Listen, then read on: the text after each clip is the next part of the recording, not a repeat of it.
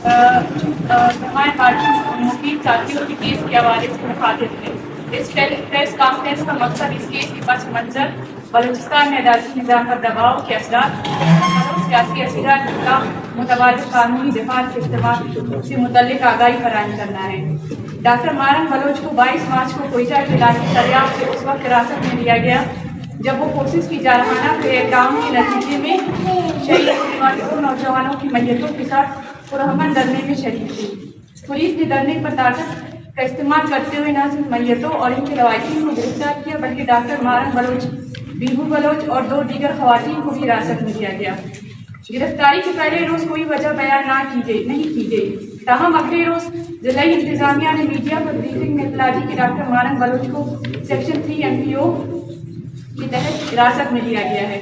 हम इस मौके पर ये वजाहत करना चाहते हैं कि MPO एक कानूनी अमल है जिसका नफाज 2011 में के एक्ट के तहत किया जाता है।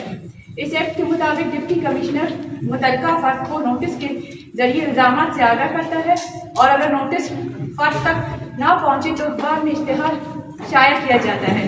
इसके बाद हुकूमत अपने इल्जामात की सबूत पेश करती है और मुतल्लिका फर्द को अपना दिफा करने का मौका दिया जाता है। अगर इल्जामात साबित हो जाए तो फिर गिरफ्तार किया जाता है और केस की नुमाइंदगी होम डिपार्टमेंट के जरिए की जाती है। लेकिन डॉक्टर मारंग बलोच के केस में दफा 3 और 6 के तहत दरकार कानूनी तकाजे पूरे नहीं किए गए, यानी MPO एक्ट 2011 की मुकम्मल पैरवी नहीं की गई, जिस बिना पर हमारा मुतालबा था कि DC का जारी करदा नोटिफिकेशन गैर कानूनी करार देकर इसे खारिज किया जाए। इस सिलसिले में हमने बलूचिस्तान हाई कोर्ट से रुजू किया और हमारे वकला टीम ने मुअज़्ज़ज़ अदालत के सामने केस के तमाम पहलुओं को वाज़िया किया, जिस पर यही उम्मीद थी कि मुअज़्ज़ज़ अदालत कानूनी और आईनी तकाज़ों को पूरा करते हुए इस केस का फैसला सुनाएंगे। लेकिन अफसोस कि मुअज़्ज़ज़ अदालत हुकूमत के सामने अपनी आईनी और कानूनी इख्तियारात से दस्तबरदार हो गए। गुज़िश्ता 3 दिन से डॉक्टर मारंग बलोच के केस में फैसला मुतवक्का था। जुमेरात के रोज़ दलाइल मुकम्मल होने के बाद जुम्मे को फैसला सुनाया जाना था, लेकिन रियासती दबाव के बिना पर मुसलसल ताक़ीद की गई। पीर के रोज़ भी फैसला सुनाया नहीं गया, जबकि आज अदालत को फैसला सुनाना था। इसके बरअक्स मुअज़्ज़ज़ अदालत ने केस को मज़ीद समाअत के लिए होम डिपार्टमेंट को मुंतकिल कर दिया। ये गैर मामूली और हैरानकुन इक़दाम है। कानूनी तकाजे पूरे किए बगैर अदालत की बजाय इंतजामिया को मामला भेजना इंसाफ के तकाज़ों के मुनाफी है।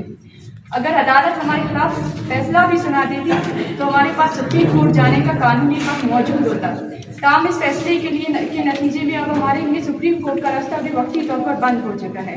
होम डिपार्टमेंट की जानिब से बनाई जाने वाली कमेटी जो ब्यूरोक्रेट्स पर मुश्तमिल होगी, इस केस का फैसला करेगी। इस कमेटी के फैसले के लिए कोई मुकर्ररा मुद्दत नहीं, वो एक दिन ले या 1 साल, कोई पाबंदी नहीं। अगर कमेटी का फैसला भी खिलाफ इंसाफ हुआ तो हमें दोबारा हाई कोर्ट से रुजू करना पड़ेगा और वहाँ से सुप्रीम कोर्ट तक जाना होगा।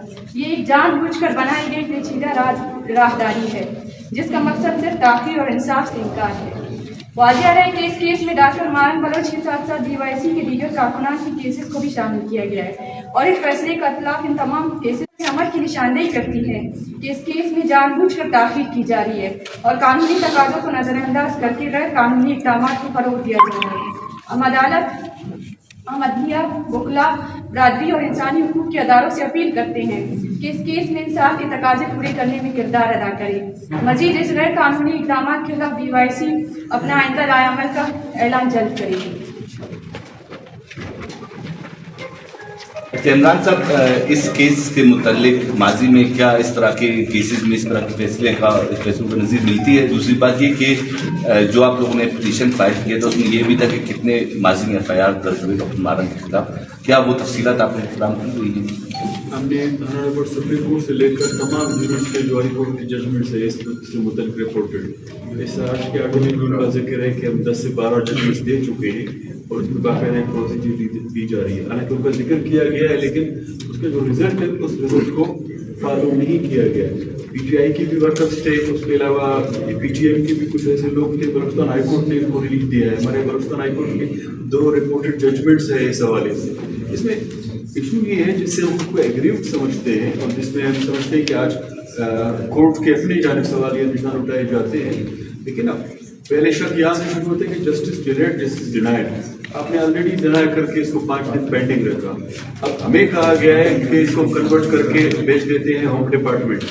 آیا انہوں نے, ہماری کورٹ سے استدعا بھی یہی ہے اس پٹیشن میں کہ انہوں نے اس پروسیجر کو فالو کیا ہے جس کے تحت ہمیں ڈیٹین رکھا گیا ہے. ہم اس صورت میں وہاں جا سکتے تھے کہ جب وہ اس پروسیجر کو فالو کرتے جو اس میں ایکٹ میں موجود ہے. جب انہوں نے اس کو فالو نہیں کی اور ہمیں پینڈ دی باہر رکھا. جہاں تک نوٹیفیکیشن کی بات ہے اور ایف آئی آرس کی, جس دن ہماری ہیئرنگ ہوئی اس ہیئرنگ کے دوران صرف انہوں نے 3 ایف آئی آرس کا ذکر کیا ہے اور نوٹیفیکیشن کو وہاں لے کر آئے.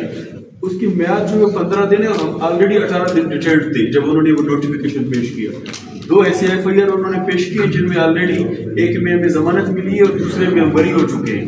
جیسے اسلام آباد کے کیس کا انہوں نے ذکر کیا, کوسار کا 2023 کا ہے, اس میں آلریڈی 24 کا ہے, اس میں آلریڈی وہ کیس جو ہے ڈیسائیڈ ہو کے آ گیا ہے اور اس میں ہمیں ریلیف ملی ہے. تو یہ ان کی پریکٹسز ہیں. عمران صاحب, جس طریقے سے بات کی جائے بیروکریٹ سے کمیٹی بنائی جائے گی جو فیصلہ کریں گے, کیا آپ اس حوالے سے اپیل کر سکتے ہیں کہ کمیٹی جلدی بنائی جائیں؟ اس حوالے سے کوئی قانونی کیا کہتی ہے؟ پہلے سوال یہ ہے کہ فریق فیصلہ کیسے کر سکتا ہے. ہم ڈی سی کو بیروکریسی کے اس حوالے سے اس لیے فریق سمجھتے ہیں کہ نوٹیفیکیشن ان کی جانب سے جاری کیا گیا ہے. آلریڈی ایکٹ میں 15 دن کا موجود ہے لمیٹیشن جو گزر چکا ہے اور پروسیجر کو انہوں نے اڈاپٹ نہیں کیا. آپ لوگوں نے مین ویل دیکھا ہوگا میڈیا پہ بھی ایک رپورٹ آئی تھی کہ جو ڈاکٹر مارنگ صاحبہ کے پاس گئے ہیں ان کو کہیں کہ ہمارے ساتھ نیگوسیشن کریں. تب بھی ہمارا موقف ہے کہ فریق وہ فریق جو بندوق کے زور پہ کوئی اگر فیصلہ کروانا چاہتا ہے تو اس سے کیا نیگوسیشن ہو سکتی ہے.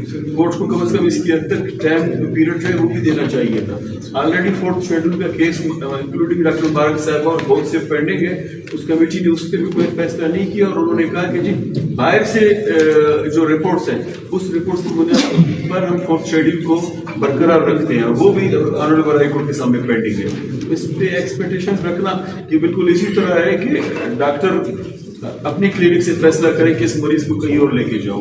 ہائی کورٹ کا کام ہے انصاف دینا, وہ کہتے ہیں کہ کمیٹی کے پاس لے کے جاؤ. پھر انصاف کی تقاضے پورے نہ ہوئے اس طرح. اچھا, ہم اس یہ بتا دیجیے کہ ایک تو ہم دیکھ رہے ہیں کہ بھائی اپنی چیکٹک کمیٹی کے جو کارکن کے خلاف کیسز بنائے گئے تھے اندر کیا جا رہا ہے ان کو. دوسری طرف ہم یہ دیکھ رہے ہیں کہ لاپتہ افراد کا ایک مسئلہ بڑا شدت کے ساتھ اختیار کر گیا جو ہے صورتحال پوری گمبھیر سے ہوئی. اسی جانب ہمیں یہ دیکھنے میں آیا کہ آج جیسے ایک واقعہ ہوا مسلم دھماکہ ہوا ہے اس پہ جو شہید اور زخمی ہونے والے وہ بھی ہمارے بلوچ بھائی ہیں. تو کیا کہتے ہیں آپ سے اس حوالے سے؟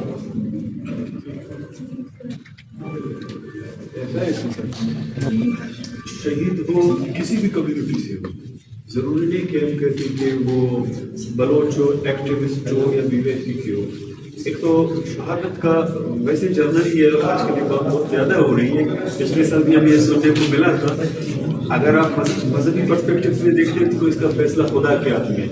پولیٹیکلی اگر دیکھتے ہیں تو جو حق اور انصاف کی بات کرتا ہے, جو اپنے حقوق کی بات کرتا ہے, پھر اس کے کھاتے میں زیادہ چلا جاتا ہے. باقی وہ کسی قوم سے ہو, کسی کمیونٹی سے ہو, کسی پروفیشن سے ہو, ناحق مارا جاتا ہے یا حق کی بنیاد پر بھی ہم پھر بھی کہتے ہیں کہ آئینی اور قانون کو تقاضے پورے کیے جائے. کسی کو اس طرح مارنے کا حق نہیں ہے, کسی بھی اس طرح کے مارنے کی مذمت کرتے ہیں. Thank you.